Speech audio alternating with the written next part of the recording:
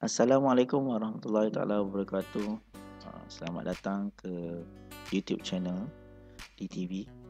Untuk video kali ini kita akan belajar ialah cara-cara penggunaan software AutoCAD. Untuk video part 1 kita akan lebih fokus kepada software interface untuk AutoCAD. Jadi diharapkan semua para pelajar dah bersedia. Jom kita start.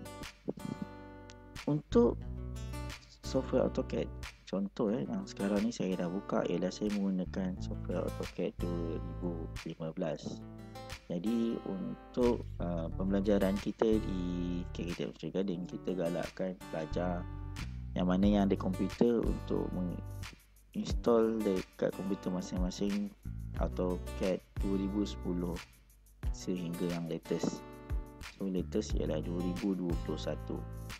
Features dia memang ada perubahan, tetapi penggunaan yang kita akan belajar dan guna ialah basic thing. So basic tu saya rasa daripada 2010 sehingga 2021 ni semuanya ada lah. Jadi saya harap siapa-siapa pun nak install, bolehlah install daripada 2010 sehingga 2021. So saya mengambil penekanan untuk install 2015 sebagai yang tengah-tengah lah, senang cerita. Dia ada yang 2010 dia lebih advance sikit, tapi dia lebih mundur sikit lah daripada 2021. Jadi apabila kita buka AutoCAD 2015, ini adalah interface yang kita akan jumpa lah di awal-awal sekali. So di sebelah sini adalah get started. Bila kita nak lukis drawing, kita akan jumpa lah, ini adalah get started. Ruang maksudnya kalau kita nak start lukisan, kita akan klik yang ini start drawing. Dan ini adalah recent document. Recent document ialah apa yang lukisan yang kita telah buka. Maksudnya sebelum ni saya ada buka testing 1, ataupun sebelum ni saya ada buka drawing plan. So saya boleh klik terus tanpa perlu klik pada open file. Dan ini adalah saya nak sign in menggunakan Autodesk 360. Untuk sign in, kita boleh sign in di sini ataupun kita boleh sign in di sebelah atas ni lah. So kegunaan saya ni ialah lebih kepada untuk backup dan kita nak save di dalam kata cloud system dan sebagainya lah, untuk kita render dan sebagainya. Jadi untuk first step, kita akan klik di bahagian ini get started. Kita akan klik di sini untuk start drawing kita. So bila kita klik start drawing, dia akan keluar satu interface yang macam ni. So kalau saya zoomkan sedikit, kita akan tengok di sebelah atas dia ada home, insert, annotate, parametric, view, manage, output, add in, Autodesk 360 dan sebagainya. So ini yang di atas ni dipanggil sebagai ribbon tab. Ini semua yang di atas ni dipanggil ribbon tab. Okay, ini semua ni dipanggil sebagai ribbon tab, TAB tab. Jadi kalau kita tengok di sebelah atas di sini, yang di sini, yang ni ialah quick access bar, di mana kita boleh buka file drawing yang baru. Ini adalah new file. Kita boleh open file apa-apa yang kita dah lukis. Kita boleh save, kita boleh save as, kita boleh plot. Ini gambar printer ni ialah plot. Yang ni ialah lebih kepada mode AutoCAD yang kita nak buka. Jadi kalau anak-anak para pelajar dah buka, kita make sure kita pilih yang drafting and annotation. Sebab AutoCAD ni dia ada banyak function. Contoh bila saya klik kat sini, dia ada 3D basic dan 3D modeling. So bila saya tekan 3D basic, di ribbon tab bawah ni dia dah tukar. Kalau tadi dia buat dia lebih pada draw line dan sebagainya, modify. Di sini dia lebih kepada 3D benda punya item lah. Dia lebih pada extrude, box, revolve, loop, sweep dan sebagainya. So bila tak pakai ni, yang kita tak belajar, kita hanya lebih belajar pada basic lah, iaitu drafting and annotation. Okay, jadi ini ialah dipanggil sebagai ribbon tab atas quick access. So yang warna merah ni, apakah itu yang merah? Bila kita klik warna merah ni, ada banyak item dekat sini. So di sini kita ada new, open, save as. Ini yang sama dekat quick access. So dia ada item export. Export ni kita boleh tukarkan format lukisan tersebut. Contoh, bila saya klik export di sini, kita boleh tukarkan file tersebut ke dalam file DWF. Kita boleh tukar pada 3D, kita boleh tukar pada PDF, kita boleh tukar pada other format. Other format contoh, bila kita dah buat lukisan, kita mungkin nak bagi pada seseorang yang tak ada AutoCAD. Bila kita nak bagi pada orang yang tak ada AutoCAD, kita boleh gunakan PDF, ataupun kita boleh tukarkan dia dalam bentuk gambar, JPG ni gambar. So kita tekan dekat ada format, so dia boleh buat, tak ada masalah. So dia ada lagi publish, kita akan pakai banyak dekat nanti. Kita akan belajar dalam video part yang lain. Kita akan belajar untuk print, sebab print ni dia sangat benda yang kata apa, sangat menarik lah. Okay, seterusnya di lukisan di ruang hitam ini ialah ibaratnya ialah kertas lukisan masing-masing, kertas lukisan anda. So di sini yang kita akan lukiskan, dia berbeza dengan kalau kita lukis menggunakan hard copy. Sebab kalau kita gunakan hard copy, dia ada limitation kertas. Contoh kalau kertas tu A4, dia size A4 lah. Kalau A3, A3, A2, A1 dan seterusnya. Tapi di dalam AutoCAD, kertas lukisan dia boleh katakan dia limitless. Maksudnya dia unlimited. Dia boleh lukis sejauh besar mana sekalipun dia boleh lukis, tak ada masalah. Alright. Seterusnya, di sini di sebelah kanan kita ada ini ialah dia punya position. Kita nak lukis sama ada north, west, east, south dan sebagainya. Kita nak lukis top, left, right. Inilah lukisan kita nak lukis. Lebih penggunaan kepada lukisan 3D lah, tapi kita tak pakai semua ini. Selalu kita akan lukis top saja. Ini adalah navigation bar. Saya akan tunjukkan dalam video apakah function dia, navigation bar. Yang di bawah ini ialah status bar. Status bar. Yang ini akan diterangkan mungkin dalam video part 2. Untuk video part 1 saya tak terangkan. Nanti dalam video part 2 akan diterangkan lah. Jadi kalau dalam AutoCAD ni, dia banyak penggunaan button. Kita akan banyak bermain dengan klik menggunakan mouse dan menggunakan keyboard. Untuk mouse, kalau penggunaan mouse, kita ada dekat mouse masing-masing dia ada left click. Contoh ni left click. Simbol cursor saya jadi left click. Bila saya left click, dia akan jadi untuk selection.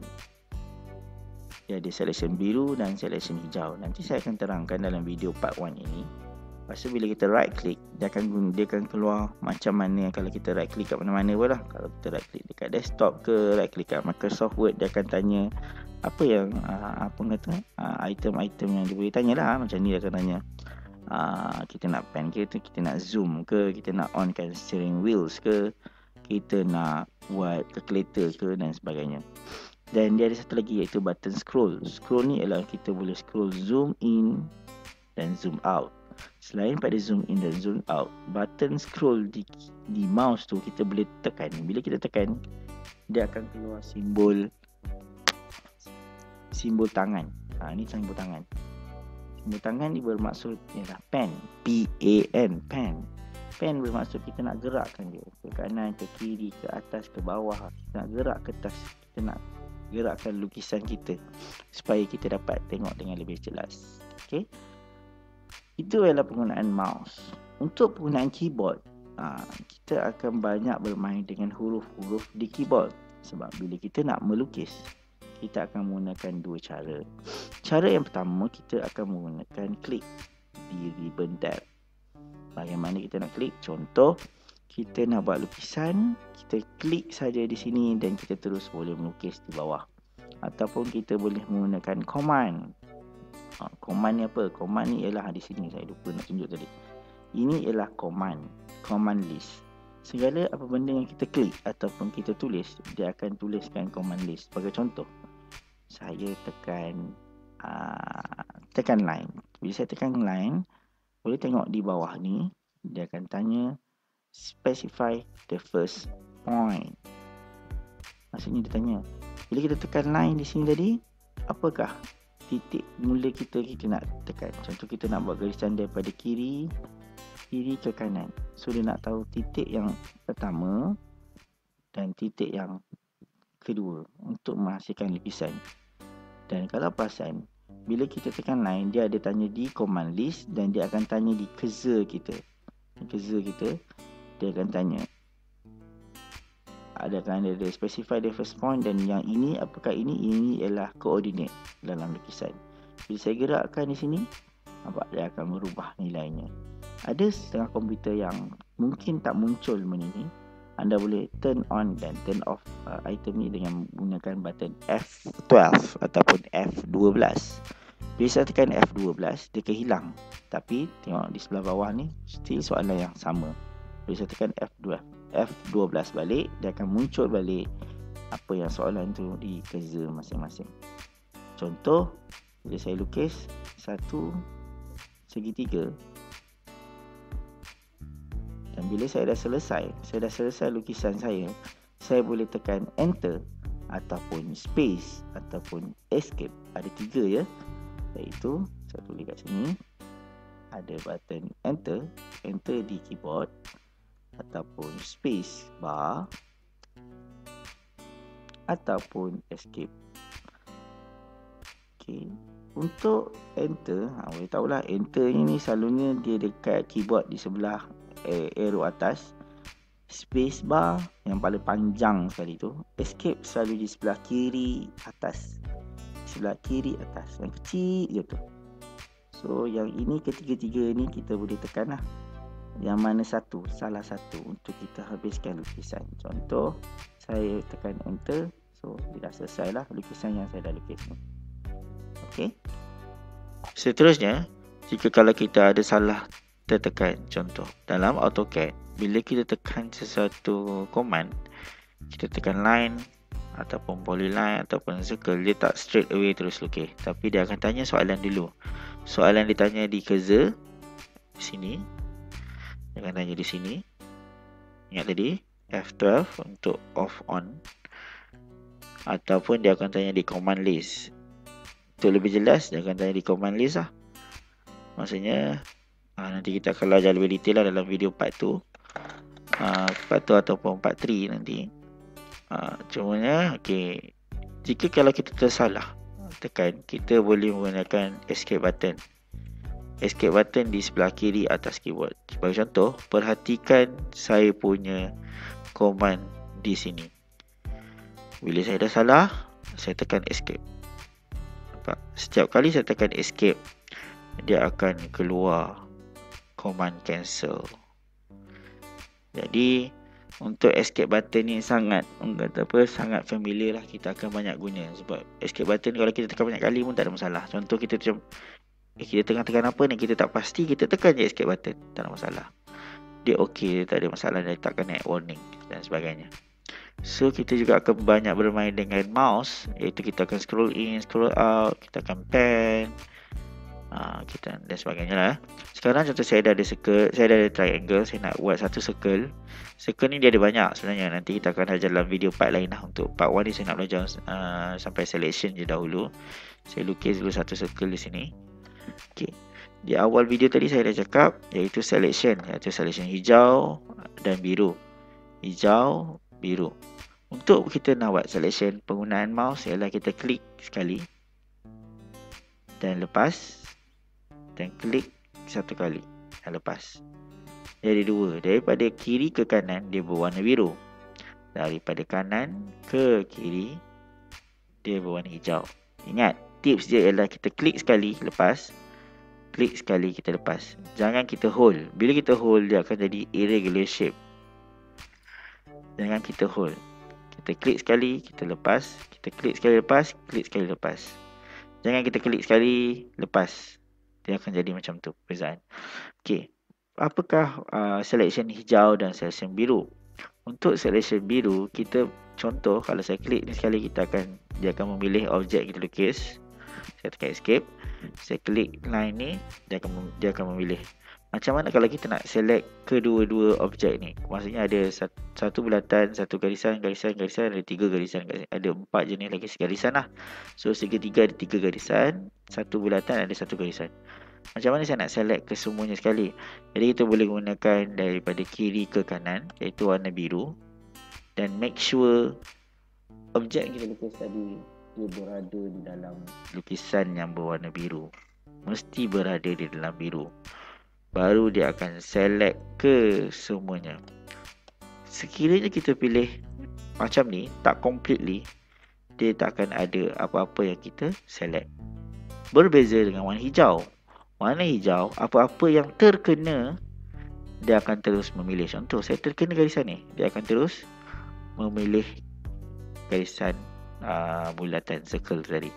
Contoh, bila saya buat macam ni, dia dah terus memilih bulatan. Dia terus memilih bulatan, dia akan terus memilih garisan triangle. Tetapi ini tak boleh sebab yang hijau tadi dia, kita tak kena pun dekat dia. Jadi, bagaimana pula untuk kita gunakan irregular shape ni? Contoh, macam kes yang ini, saya escapekan dahulu. Contohlah saya nak pilih untuk yang bulatan sahaja. Jadi, contohlah cursor saya, dia untuk regular ni lebih pada complicated lah. So, macam mana nak buat? Saya akan tekan sekali, saya hold. Saya akan make sure bulatan ini termasuk di dalam macam ni. Dan saya akan hold, lepas. So itulah penggunaan untuk yang jenis hole. Yang tu kita jarang pakai lah. Selalu kalau kita nak pilih bulatan, kita just daripada kanan ke kiri macam ni sikit pun dah kira okey dah. So tips je yang untuk irregular ni untuk yang complicated drawing sajalah. Macam ada banyak sangat sini, ada bulat, kita nak ambil 2-3 bulat je kat sini, baru kita akan pakai yang irregular. So yang case macam hari ni untuk video part 1 ni, kita lebih kepada yang ni dan yang ini ya. Jadi cara-cara kita nak save, contoh kita dah selesai kita punya lukisan. Cara nak save, kita pergi kat hijau, kat ni application menu, kita klik, kita tekan save as, dan dia akan tanya dekat mana yang kita nak save as. Contoh saya nak save as di desktop, saya pilih ni folder. So saya tulis nama file saya, contoh testing 127, dan saya tekan ini ialah format file yang ada. Format file yang ada ialah 2013, 2010, 2007, 2004, 2000. So yang ini disebabkan saya menggunakan 2015 AutoCAD 15. So save file yang paling latest dia ada ialah 2013. Mungkin kalau yang 2021 dia akan ada 2000, dia punya save file dia ialah 2019, saya rasa, saya pun tak sure. So dia ada lebih latest lah. So macam case saya suka save dalam save 2000. Saya suka pakai 2000 disebabkan sesetengah syarikat ataupun sesetengah, macam contoh kalau kita dah bekerja esok, diorang masih menggunakan AutoCAD yang lower version. Contohnya mereka suka pakai AutoCAD 2007 ataupun 2003 disebabkan AutoCAD tu dia lebih ringan.